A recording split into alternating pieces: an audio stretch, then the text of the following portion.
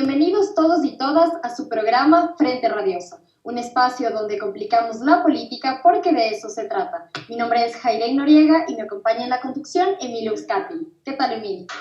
Hola Jairén, buenas tardes a toda la audiencia de Pichincha Universal 95.3. Es viernes 12 de junio de 2020 y siendo las 18 horas iniciamos Frente Radiosa, porque la política no es calma, sino democracia. Hablamos de frente. Les recordamos que esta es una coproducción de Ecuador para Largo, el Foro de los Comunes, Aquí sí hay texto y Registro Aurora. Pueden encontrarnos también en nuestras redes sociales, Facebook, Twitter, Instagram, Spotify e iVoox como Frente Radiosa. Agradecemos también a Línea Dura, medio de comunicación digital ubicado en New Jersey, quienes retransmitirán Frente Radiosa para la comunidad migrante en los Estados Unidos. Corrupción mata virus. Los últimos reportes sobre la evolución del COVID en Ecuador muestran que no hay nada que celebrar. El paso al semáforo amarillo habría incluso acelerado los ritmos de contagio, según han comentado epidemiólogos en redes sociales. Y en Quito y Cuenca, los hospitales están sobrepasados. Como a lo largo de la pandemia, el gobierno sigue anteponiendo sus prioridades de ajuste estructural y los intereses de sus socios empresariales por encima de la salud de las y los ecuatorianos. En los medios tradicionales se evidencia cómo las noticias y reportajes sobre el virus han sido relegados a una segunda o tercera plana, mientras ganan estelaridad los escándalos de corrupción. Con una precisión milimétrica, el inicio del desconfinamiento coincidió con la visibilización político-mediática de ciertos casos múltiples de corrupción en hospitales públicos y en compra de insumos médicos. Dichos casos, sin embargo, habrían sido ya denunciados por actores políticos y medios alternativos desde hace al menos un año atrás. En ese momento, el gobierno, Contraloría y Fiscalía miraron al cielo. La supuesta lucha anticorrupción revivió durante la votación de la ley humanitaria, con el caso Mendoza y con el cambio a semáforo amarillo en buena parte del país. ¿Se trata acaso de una simple coincidencia o estamos más bien ante un replanteamiento estratégico de la comunicación gubernamental y del bloque de poder en procura de que la sociedad deje de interrogarse por la crisis sanitaria, por la crisis económica y por la debacle de la gestión pública? Todo parece indicar, en efecto, que la comunicación oficial ha encontrado en su tema favorito, la corrupción, el guión para tratar de recomponer su imagen, gestionar la crisis en curso y abrir nuevas líneas de debate público. El framing ante la anticorrupción es, después de todo, el único lenguaje que el gobierno ha logrado balbucear con cierta claridad. Todo un signo de su gestión. En lugar de hablar de testeo, de políticas de salud pública, de cercos epidemiológicos, de protección social a los más vulnerables, Romo y sus capullos vuelven al viejo tango de la lucha anticorrupción. Suponen las élites políticas que con ese giro la sociedad hablará más de Bucaram, Morales, Mendoza y los pepudos que sus sufrimientos cotidianos. Corrupción mata pandemia, piensa. La apuesta gubernamental es arriesgada. La ciudadanía no ha dejado de interrogar el nexo entre los casos de corrupción y el modo en que el gobierno construyó sus acuerdos políticos y la gobernabilidad del ajuste. ¿Quién repartió los hospitales? Es una cuestión que se escucha todo el tiempo. El binomio Romo-Salazar parece creer que mientras las cárceles alberguen a más sospechosos de corrupción, finalmente dejaremos de cuestionarnos sobre cómo el reparto del Estado abrió la puerta a inescrupulosos actores políticos. El frame anticorrupción no es solo un modo de aplacar el debate sobre el COVID y de construir posibles candidaturas políticas, sino de confirmar la intención de las élites para avanzar en su proyecto de apropiación de lo público. ¿Se puede leer de este modo el frame oficial que acompaña el desconfinamiento? ¿Qué opinan nuestras invitadas? Tenemos hoy un panel de lujo. Iniciamos Política de Frente. Política de Frente, porque la política es cambio y conflicto.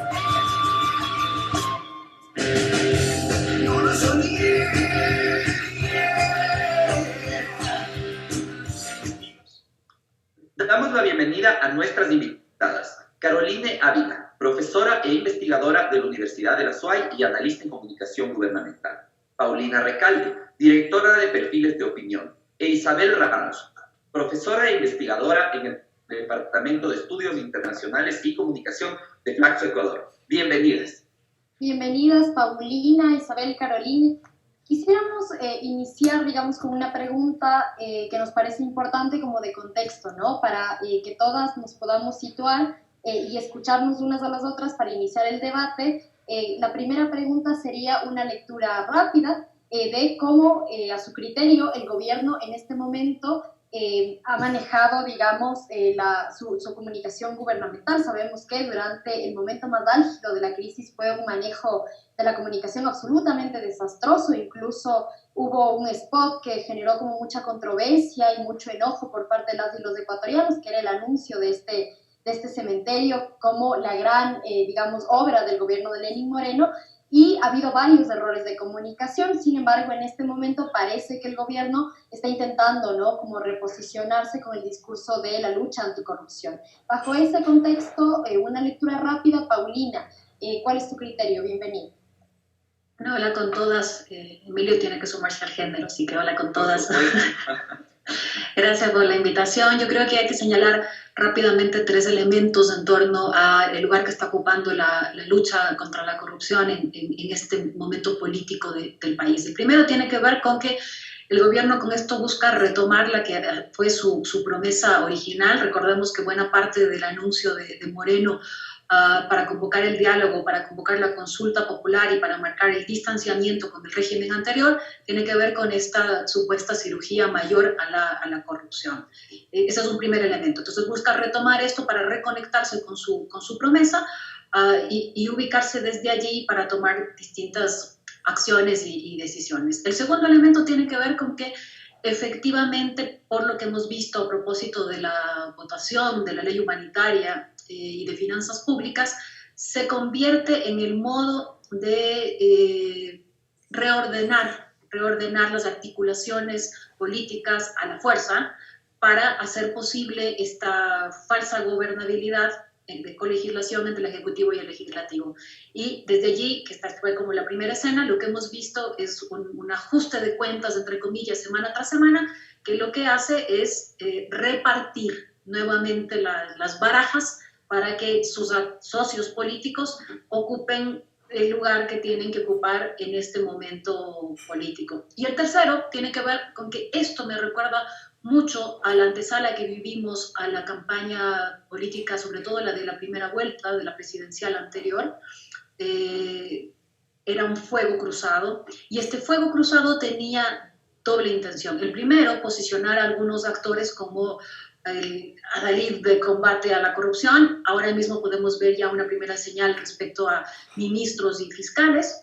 Y el segundo tiene que ver con, yo diría, ensuciar la política de modo estratégico. Cuando ensucias la política de modo estratégico, tiene que ver con limpiar el escenario para decir todos los actores son corruptos, todos los políticos son corruptos, la política es sucia, los ministros son sucios, los asambleístas son sucios, todo está tan sucio que hay que empezar de nuevo. Y ese empezar de nuevo normalmente conecta con actores que normalmente se los conoce como outsiders. Yo cerraría con eso como los 3 elementos que nos sitúan ahora con esta lucha a la corrupción que el gobierno intencionalmente vuelve a poner por delante.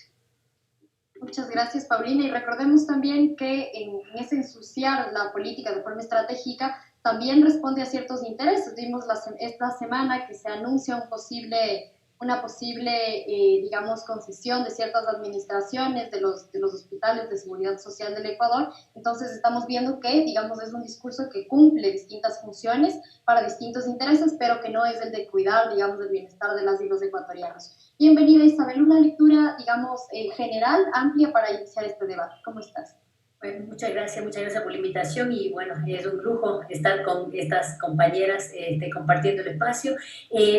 A ver, yo diría, tomando lo que decía Paulina, parece mentira que el gobierno vuelve al discurso que le dio un lugar, que le dio posibilidades y que le dio oxígeno político al momento de la consulta popular, ¿no es cierto? Fue posible hacer toda la cooptación de la institucionalidad de control del Estado para poder hacer lo que se está haciendo ahora, precisamente a partir de un discurso anticorrupción en el cual se evidenció muy claramente esta relación colusoria con los medios de comunicación privados. No en balde, el gobierno de Lenín Moreno, una de sus primeras medidas fue justamente parlamentar con los empleados jerárquicos de los grandes medios y precisamente para asegurarse el espacio de difusión, ¿no es cierto?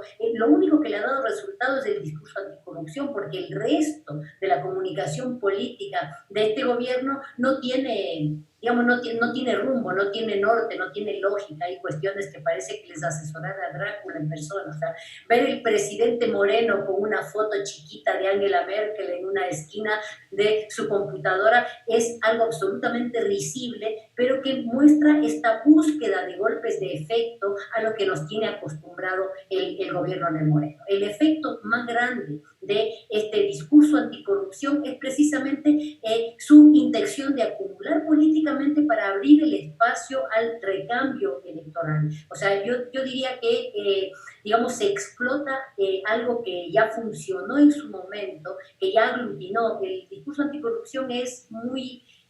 digamos, es muy efectivo en ciertos sectores, sobre todo en los sectores medios, se le está explotando en este momento, pero al mismo tiempo yo añadiría un elemento adicional. Parecería que este gobierno debería estar muy ocupado cuidando gente en medio de la pandemia, pero no lo está.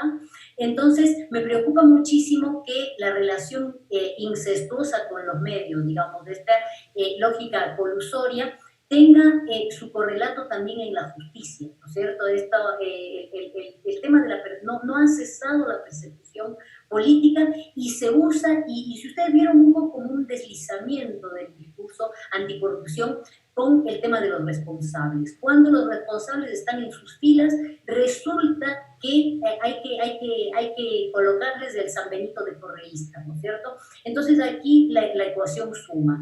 Hay un enemigo, ¿sí?, que es el responsable de todo, que es el culpable de todo, y que también es responsable de los actos de corrupción cuando no se, digamos, cuando no se los ha podido controlar, digamos, y cuando aparecen, digamos, demandas y reclamos de control de su gente.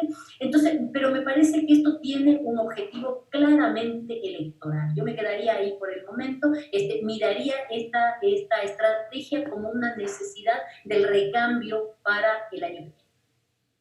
Muchas gracias, Isabel. Caroline, tu criterio, una mirada, digamos, general, panorámica para iniciar este debate. Bienvenida. Muchísimas gracias nuevamente por esta linda invitación, por este cartel de lujo, como dije al inicio, y un saludo muy cariñoso desde Cuenca. La ventaja de contar con la tecnología, con el Zoom, es que ya no necesitamos tomar un avión, sino desde la distancia poder estar tan juntitos como ahora nos vemos en estos recuadros.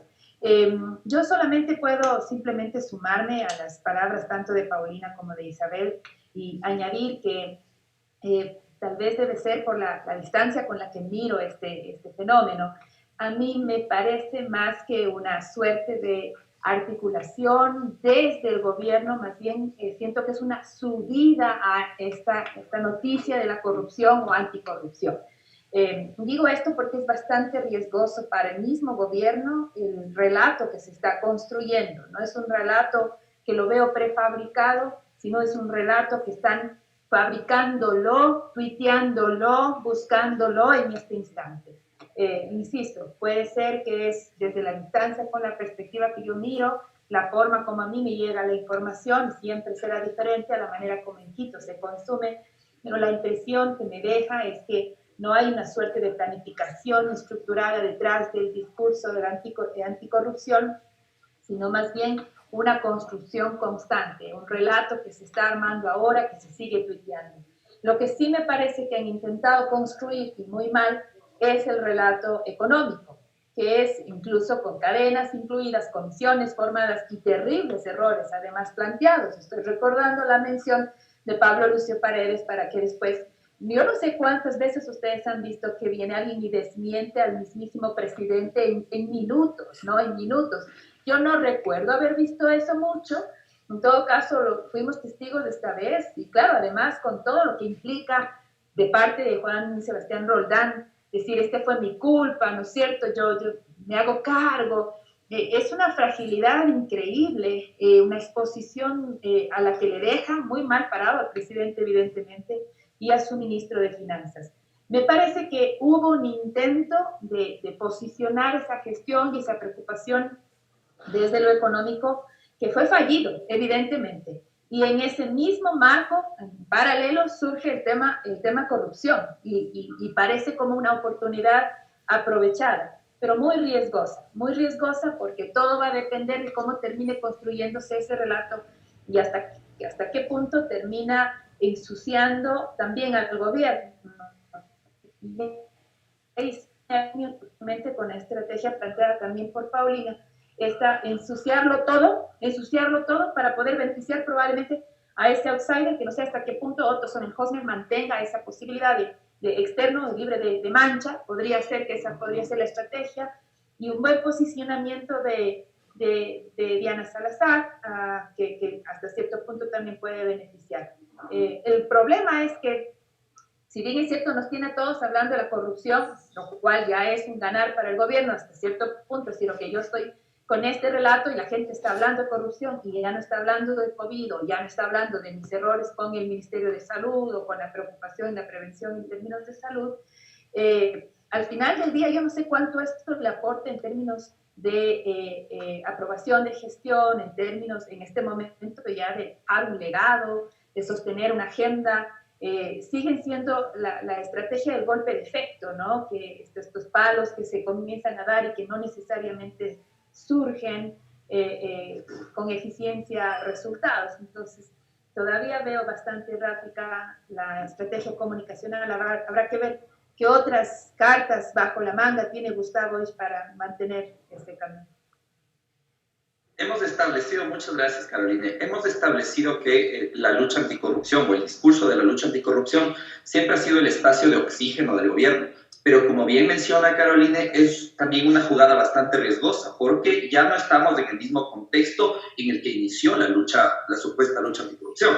Estamos enfrentando un virus, a una debacle económica, y en ese sentido, Paulina, quería preguntarte, ¿cómo percibes tú que, estando al borde de una catástrofe económica y sanitaria, cómo percibiría la ciudadanía que el enfoque vuelva a ser la lucha anticorrupción? ¿Podría interpretarse como acto de indiferencia con los problemas cotidianos que está viviendo la gente, que está muriendo? ¿O crees que el gobierno todavía puede obtener un cierto rédito político con el discurso de la lucha anticorrupción? Sí, yo creo que el error está en enfocar esto como una posibilidad o una necesidad de acumulación para el gobierno.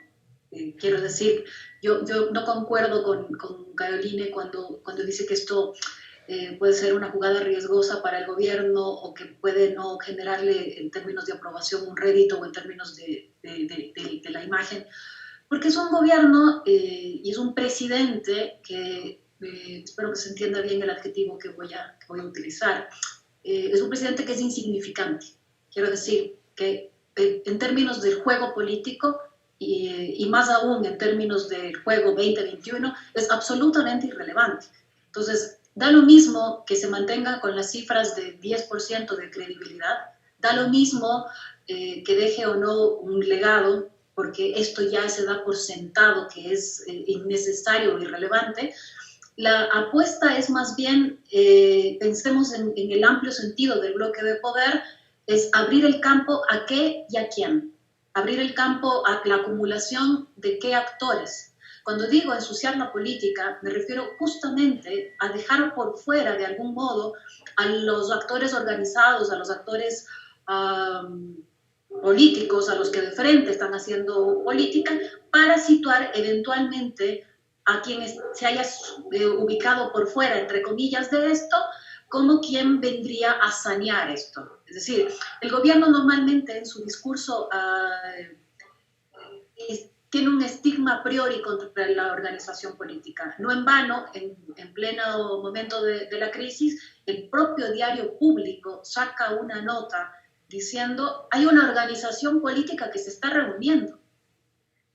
Vamos, hay organizados, fíjense, hay organizados, hay muertos, hay enfermedad, hay virus, y sin embargo se están organizando, se están reuniendo, más allá de la exageración de las células de tal. Pero esto se conecta justamente con esto que yo me refiero de ensuciar la política. Entonces, que no tenga legado, que no tenga credibilidad, que le afecte más al presidente, la pregunta es cuánto más le puede afectar al presidente y cuánto importa en términos de la organización política, en términos de la vida política del país, esto.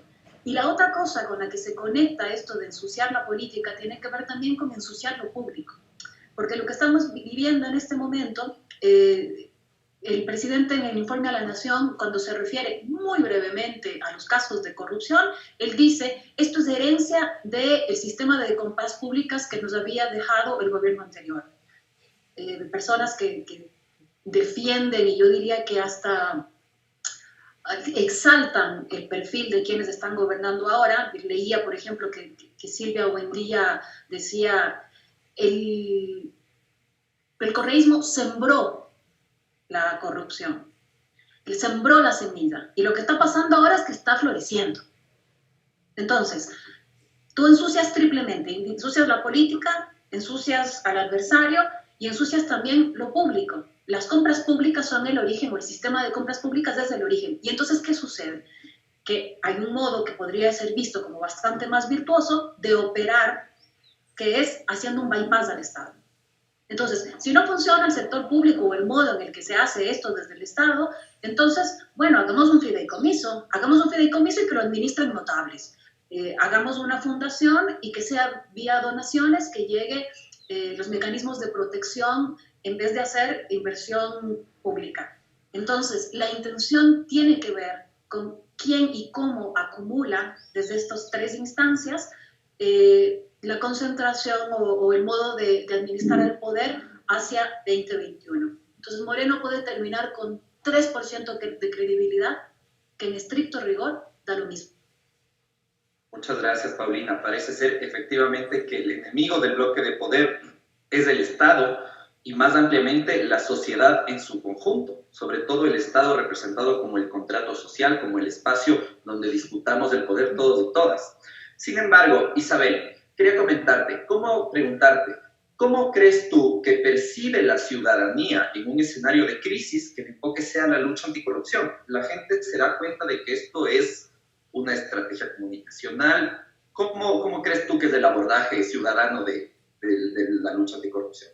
La verdad no tengo estudios serios para poder, aquí la palabra la tendría que tener Paulina, que está todo el tiempo en contacto con la opinión pública y que está trabajándola, ¿cierto? Pero me parece que justamente si se explota este discurso anticorrupción es porque prende, porque al ciudadano común, sobre todo al sector medio, le fastidia muchísimo, es un botón muy fácil de apretar para provocar una reacción, ¿no es cierto? Es muy sencillo indignar a los sectores medios, sobre todo hablando de lo que se hace con el Estado. Costó durante la década pasada, costó mucho que ese sector medio fuera permeable al discurso estatalista, por decirlo de alguna manera, ¿no es cierto? Costó mucho hacer entender que el contrato social, el Estado de Derecho y la tutela de los derechos de las mayorías, de los derechos ciudadanos, estaba en el Estado. Costó hacer aceptar un Estado presente que daba las respuestas a los ciudadanos y que respaldaba el ejercicio no solamente de la política, sino de la cosa pública, digamos. Entonces, pero esto es frágil todavía porque realmente el Estado viene siendo denostado históricamente en el Ecuador. Entonces, justamente sirve, Paulina, me encanta lo que dice, ensuciar lo público, precisamente ¿para qué? En un gobierno que ha decidido gobernar con los medios concentrados y con las élites, y que le importa un cuerno la suerte de las mayorías, es por donde acumula, digamos, no en la figura de Lenín Moreno. Lenín Moreno tiene toda la razón, es insignificante, no significa, y la significación política tiene signos negativos, o sea, es una persona que es mejor que no hable, que no tome la palabra directamente, porque, o sea, genera rechazo e indignación, pero los ministros no dejan de hablar de lo que el presidente decidió, lo que dijo el presidente Moreno, el presidente, o sea, no se les cae de la boca al presidente, pero al mismo tiempo tratan siempre, digamos, de ocupar el lugar protagónico en esa interlocución en donde se interpela al ciudadano precisamente para provocar su indignación, ¿no es cierto? Esto que se hizo con el sistema de compras de medicamentos es algo escandaloso, aupado por los medios concentrados. O sea, primero, desarticular, destruir, denostar, digamos, comunicacionalmente todo el sistema de compras de medicamentos para decir que se lo restablecido, que digamos que se lo ha mejorado, cuando lo único que se hizo fue hacer lo que ya estaba hecho y lo que ya se tenía, digamos, volver a lo que se había deshecho en este gobierno. Entonces, son golpes de efecto para provocar indignación, esta indignación que no construye, justamente esta indignación que no tiene una expresión política y que se espera, y estoy de acuerdo con Paulina, que se espera que el espacio de la política lo ocupe esta eficiencia, esta supuesta digamos, solvencia del sector privado y empresarial para gestionar, porque ese es el discurso complementario con el anticorrupción, ¿no es cierto? La gente que viene a sanear, la mujer que viene a ordenar la casa, la dama de hierro y todas estas digamos, estos lugares comunes que se repiten, pero se interpela y se apela, digamos, a una indignación ciudadana por lo que se hace con los recursos públicos, dejando de lado la falta de efectividad de la acción pública frente a la pandemia. Efectivamente, creo que gran parte del ataque a lo público busca generar un escenario 2021 donde se haga política sin políticos y donde los principales actores sean empresarios. Y ahí vemos que van tomando relevancia figuras, por ejemplo, como Pablo Campana, me parece que ya estaba haciendo una especie de pre-campaña. En fin, se sigue el guión de que lo público es malo, la política es malo y se aborrece en ese sentido también a la ideología. Vamos a seguir conversando en un momento, pero por ahora vamos a un corte y volvemos con más de Frente Radiosa. Agitamos la política, de eso se trata. El conflicto no es karma, sino democracia. Frente Radiosa, todos los viernes a las 18 horas por la señal de Pichincha Universal. ¡No lo son!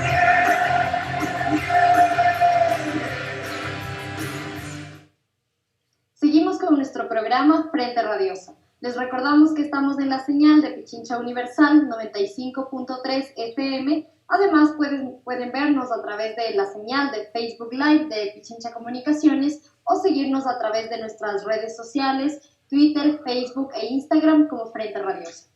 Caroline, antes del corte estábamos conversando, digamos, con Paulina, con Isabel, respecto de cómo este discurso de anticorrupción que ha intentado o está posicionando el gobierno nacional les es útil y hasta qué punto. Paulina nos ponía a pensar, ¿no?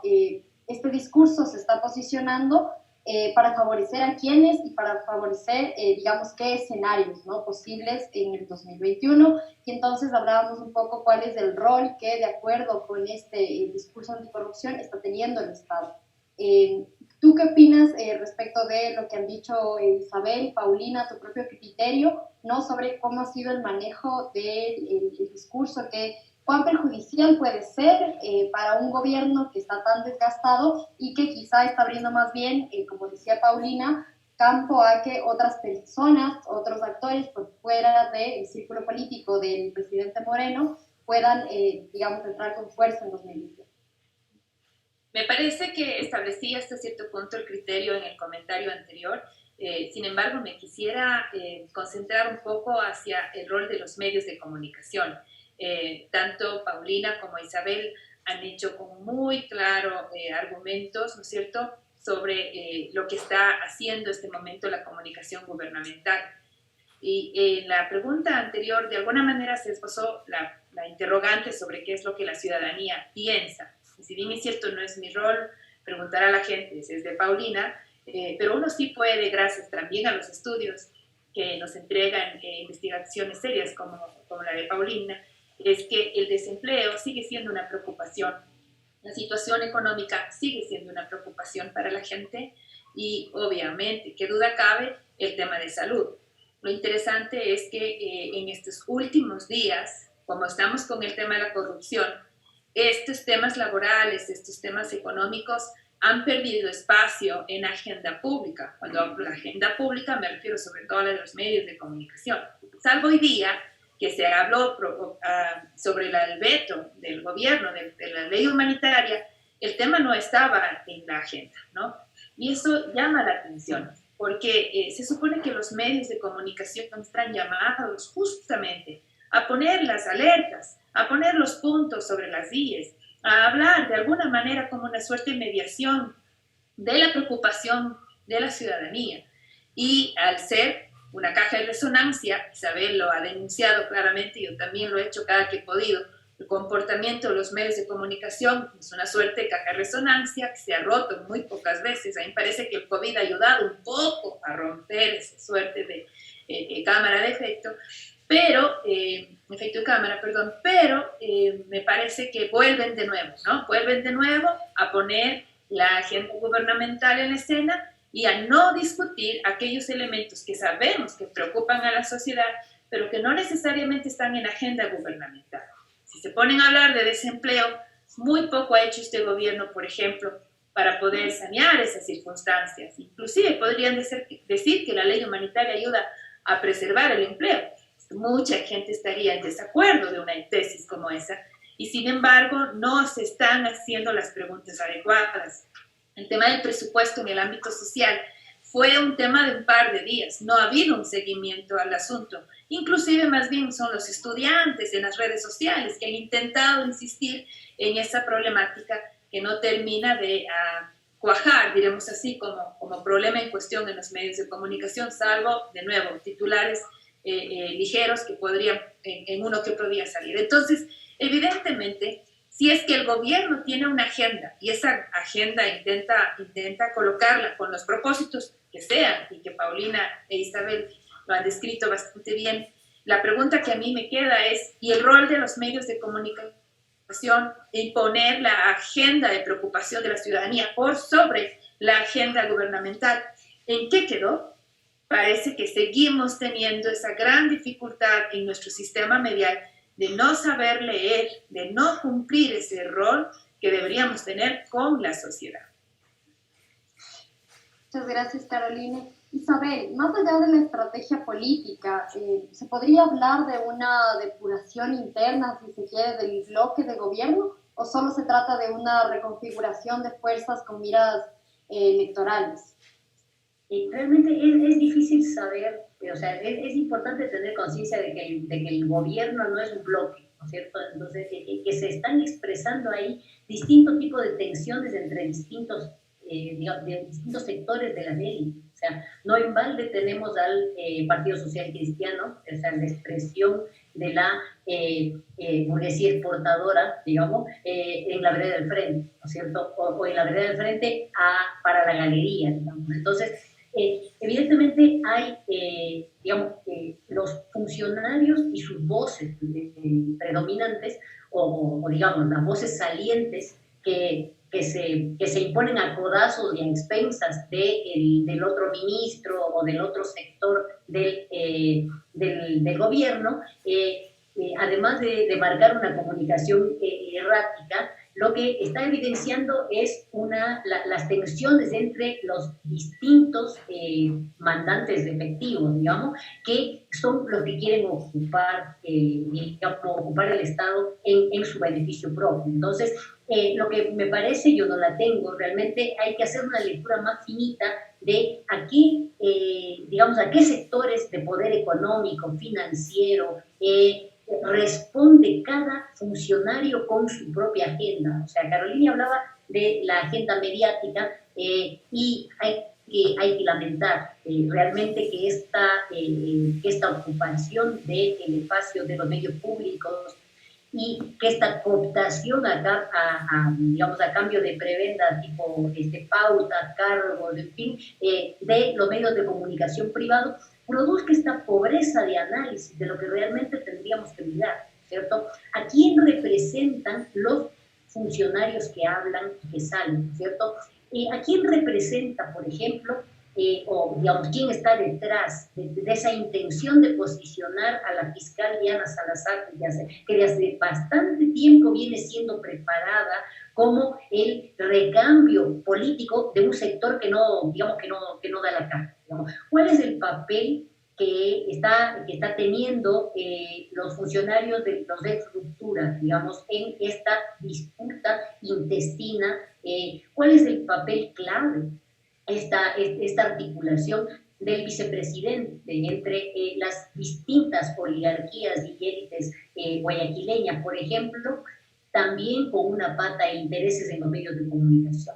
Entonces, evidentemente lo que estamos viendo es el despliegue de la lucha entre distintos sectores de élite por, digamos, por posicionarse en el Estado. Este gobierno se vio a sí mismo siempre como un gobierno de transición. Hay que tenerle pánico a la transición hacia el neoliberalismo autoritario que, digamos, que se expresa en el accionar de los ministros y de los voceros de este gobierno, con la connivencia de los medios de comunicación, de la institucionalidad de control del Estado, que para eso se la cooptó, y de la justicia, ¿cierto? Porque esto no funciona sin la aniquilación política del adversario, que es uno solo, y contra ese están todos, digamos, los que se pelean adentro del gobierno por administrar lo que quede, van en contra de un solo actor y sabemos cuál es.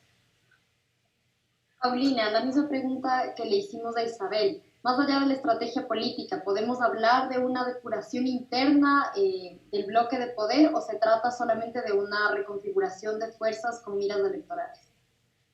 Quisiera retomar un momento lo que decía Carolina respecto a cómo el tema se posiciona en la agenda pública, aparte de que desplaza a los que en este momento son temas fundamentales.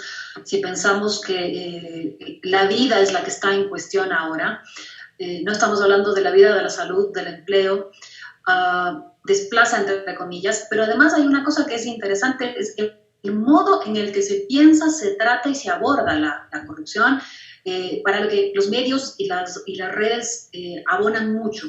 Yo diría que si después nos preguntan cómo se hace una cirugía mayor, yo diría que se allana, se tuitea y se vuelve a repetir. Así se hace una cirugía mayor. Porque lo que hemos visto en este momento es una serie, 5 allanamientos en un día, se tuitea, se toma la foto, el presidente dice que lo están haciendo, la ministra Romo dice que lo están haciendo, al día siguiente más o menos tenemos uno que otro detalle, fotos, en fin.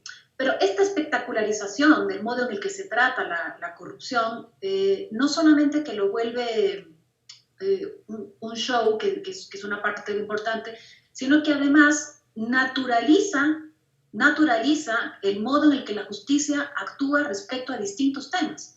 Es decir, si es que se allana la casa de un asambleísta, de su hermano, de un expresidente, de otro asambleísta, del jefe de salud de un municipio, ¿por qué no se va a allanar también la casa de un actor político que ha tuiteado? Entonces a mí me parece que ahí hay una intención también de naturalizar el mecanismo de allanamiento, y los mecanismos estos tan ligeros como se llevan los procesos legales durante todo este tramo en el país, para que esto no sea cada vez más natural. Yo no tengo recuerdo, tengo 43 años y consumo mucho medios, noticias y política, pero no tengo recuerdo de tantos allanamientos como ha sucedido en este periodo de tiempo. Es que son más eficientes, es que tienen más mano dura, es que... No, a mí me parece que tiene mucho que ver con el modo en el que se administra la justicia y cómo se comprenden los procesos. Por eso entonces se ha allanado la casa de autoridades, de prefectos, de asambleístas, se toman las fotos, vemos la casa. ¿No? Eso es justificar también el modo en el que se trata a todo actor que tenga que ser señalado como culpable de distintas instancias, desde comprar mascarillas hasta tuitear. A todos se allana. Entonces, se allana, se tuitea y se vuelve a repetir. Así es como se hace una cirugía mayor.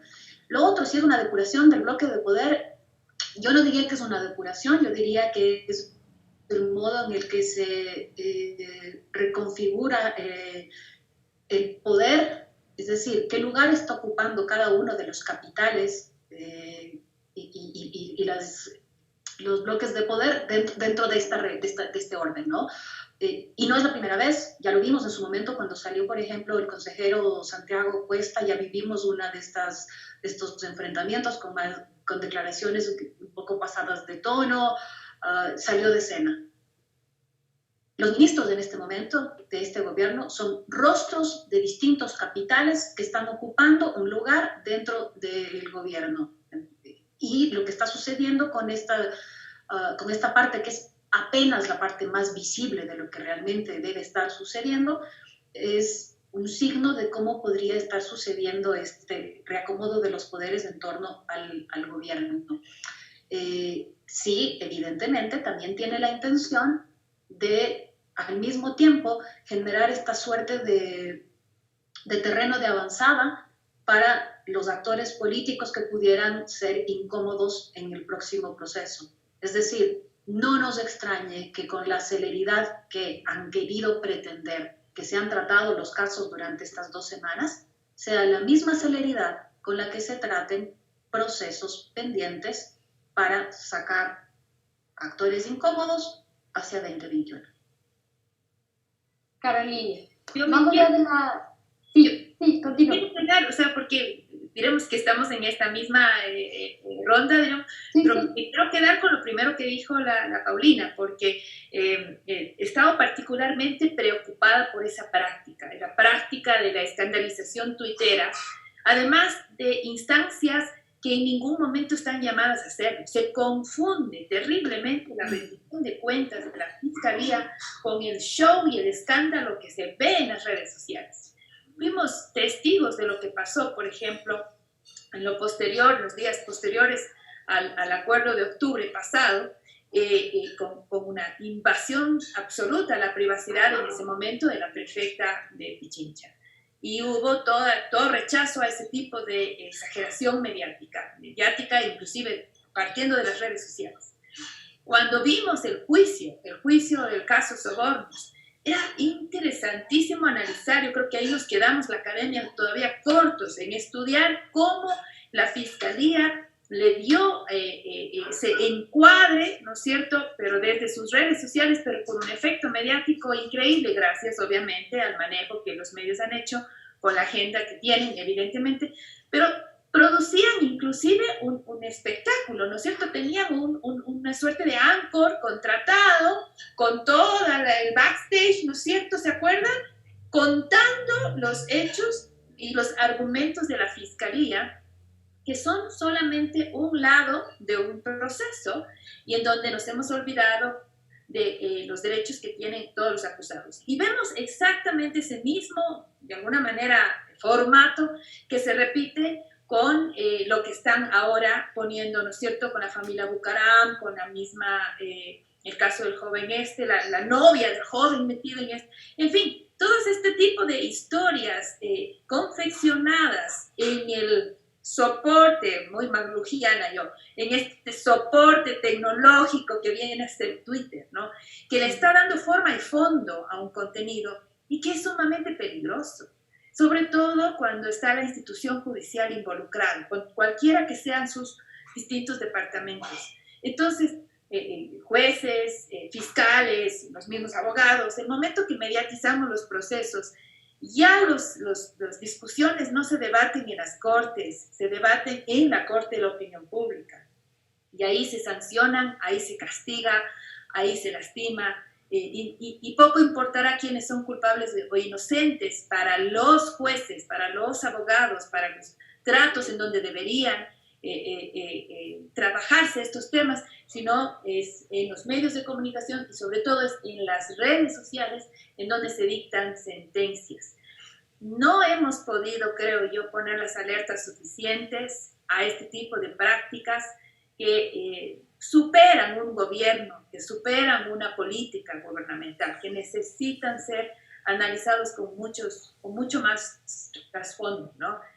Sobre la pregunta del reajuste político, yo no sé, probablemente sea aquí el tuit impopular, pero sinceramente me llama mucho la atención cómo han logrado manejarse con semejante fragilidad que políticamente hablando no podrían mirar al gobierno. Sin embargo, logran sostener esos votos, logran pasar los proyectos. Sorprende sinceramente ese manejo, ¿no? Ese manejo no necesariamente es por el pulso de la fuerza política que tienen, porque no la tienen, sino más bien del muñequeo político que hay. Y eso es otro tipo de gestión, que puede generar muchas sospechas también, no hay dudas. Pero hablar de un bloque, de una fuerza política de parte del gobierno, me cuesta pensarlo siquiera, porque me parece que no existe tal cosa, ¿no? Sino más bien una habilidad, ¿no es cierto?, de sortear maravillosamente en esa élite política y esa élite mediática, en donde al parecer resulta muy efectivo ese enemigo común que existe, que cada vez que se lo presenta como una amenaza, logra hacer que todos puedan, de alguna manera, como soldaditos, unir frentes, ¿no es cierto?, hacer una sola fila frente a esa amenaza. Y creo que esa es lo que más ha funcionado en el momento del manipuleo, del muñequeo, del pulso político, sobre todo a nivel de la Asamblea. Muchísimas gracias, Carolina. Y yo creo que aquí cabe un comentario de naturaleza un poco más jurídica, y es que la cirugía mayor contra la corrupción es meramente performática, porque en la práctica la mayoría de acciones judiciales emprendidas por la fiscal Salazar están diseñadas para no funcionar. Entonces vemos unas cuestiones tan ridículas como el allanamiento a Dalá Bucaram, que termina siendo por acusación, la acusación termina siendo por tenencia de armas, que luego la misma fiscal pide que le den arresto domiciliario, algo que era evidente que debía hacerse por su edad.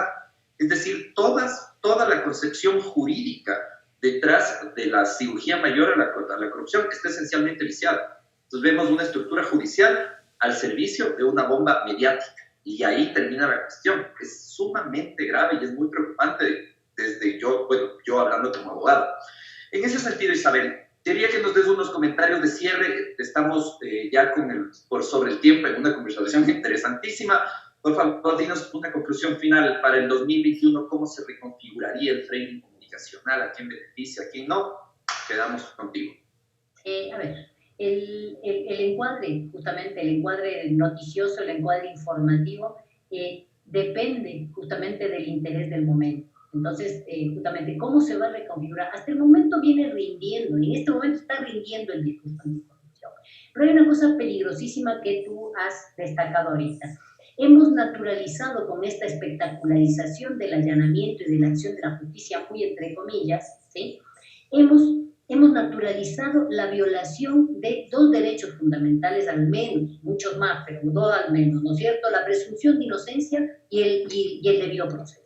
Esto está naturalizado. Entonces, yo creo que esto se va a intensificar de cara a las elecciones, justamente a las elecciones generales. Decía Paulina, o sea, esta celeridad con la que la justicia actúa frente a unas cuestiones, esta morosidad frente a otras, se va a multiplicar cada vez más, porque es necesario sacar del juego político actores que estorban, ¿sí? Actores que sí el Estado de Derecho existiera y sí la posibilidad de que la libre voluntad de los ciudadanos se exprese en las urnas, terminarían imponiéndose, porque cada vez el descontento ciudadano es más grande frente a la frustración que ha sido este gobierno que ilusionó a mucha gente con la equidad, con la igualdad, con la participación de todos y con el diálogo. Entonces, yo creo que esta maquinaria política articulada entre medios de comunicación y, digamos, fiscalía y jueces, va a acelerarse. Vamos a ver más espectáculo mediático violatorio de derechos y vamos a ver también la instalación de un discurso, a lo mejor me da miedo, pero está en el horizonte también que se decida o que se piense que las elecciones no son necesarias en un momento de emergencia porque no hay recursos, ¿no es cierto? Entonces, por la una o por la otra, o la ganan o la empatan, pero como tienen el manejo de los medios y como controlan la institucionalidad de control del Estado y la justicia, lo que cabe esperarse es una intensificación de esta persecución instrumentada a través de la lógica mediática y judicial articulada en el orden. Esto, digamos, es lo que te puedo decir por el momento. Bueno, en el marco del lawfare también vemos una clara injerencia, voy a decirlo sin pelos, de la embajada norteamericana en la persona de Diana Salazar, porque es evidente este punto. Bueno, Paulina, ¿corrupción mata virus ¿Cuáles serían tus comentarios finales? No, corrupción disimula virus. Pero yo creo que es fundamental el reto ahora mismo, habiendo leído que esta agenda lo que busca es sobre todo ensuciar lo público, ensuciar la política. Creo que el reto fundamental ahora es, habiendo vivido lo que estamos viviendo todavía, cuando los derechos, incluso el derecho de estar tan restringidos, cuando la vida ha sido puesta bajo sospecha, creo que el reto fundamental tiene que ver ahora con retomar la política.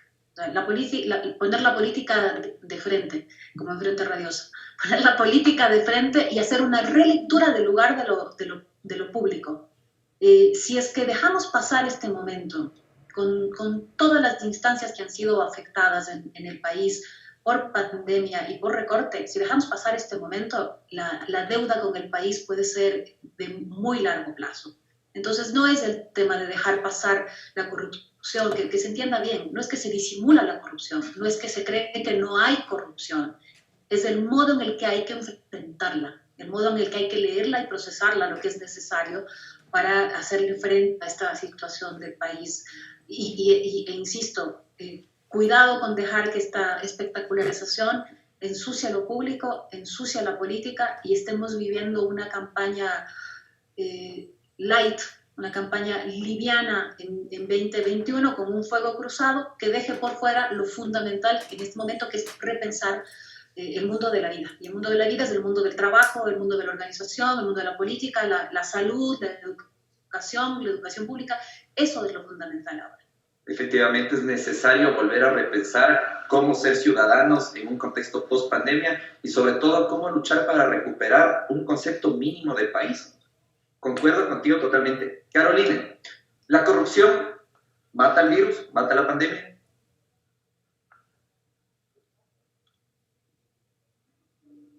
Caroline. Me encantaría pensar que algo pueda matar a la pandemia, pero todavía no tenemos eso. Y claramente coincido con Paulina que la corrupción no lo hace. Evidentemente habrá que mirar más allá de levantar eso y esperar que no se lo cubra, pensando que con esta agenda de la corrupción se libra de algo. Yo quiero llamar, motivar a quienes nos escuchan, quienes nos miran. Si bien es cierto, hay que tener el horizonte del 2021 con mucha claridad, ¿no? Muy presente, porque como lo han dicho mis compañeras, cada ficha que ahora se mueve pensando en un juego de ajedrez mira hacia ese escenario.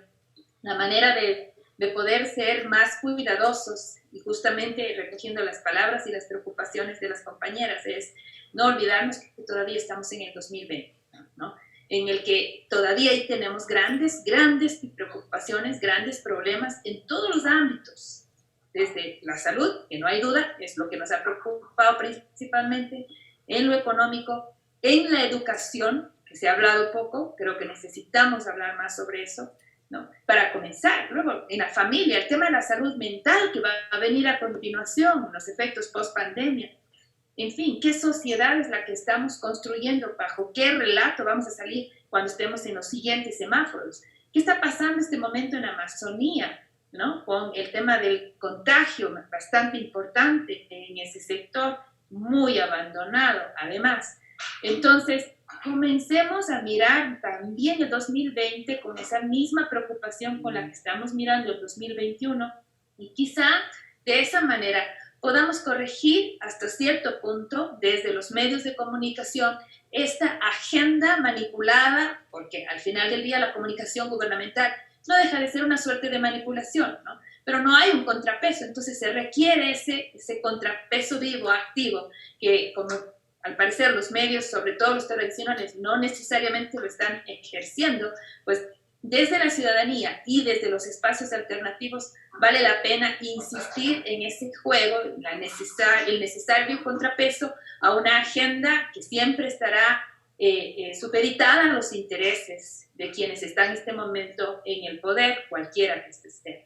Entonces, mirar el 2020 todavía creo que sería, en mi opinión personal, una de las maneras de ir contrarrestando de alguna forma estos encuadres que no necesariamente resuelven los problemas que en este momento tenemos como sociedad, sin lugar a dudas, sin descuidar los llamados y las alertas que mis compañeras han hecho, porque evidentemente cada ficha jugada, cada ficha movida atiende a esa agenda política que está muy cerca. Pero no dejemos de mirar lo que está pasando también ahora. Gracias. Muchas gracias, Carolina, Isabel, Paulina. Ha sido un gusto tenerlos acá en este programa. Ha sido un panel solo de académicas y mujeres, y eso para nosotros y nosotras es un honor. Así que nada, esperamos tenerlas en un nuevo programa de Frente Radiosa. Muchas gracias y nos vemos hasta el próximo viernes. Agitamos la política, de eso se trata. El conflicto no es karma, sino democracia. Frente Radiosa, todos los viernes a las 18 horas. Por la señal de Pichincha Universal. No, no son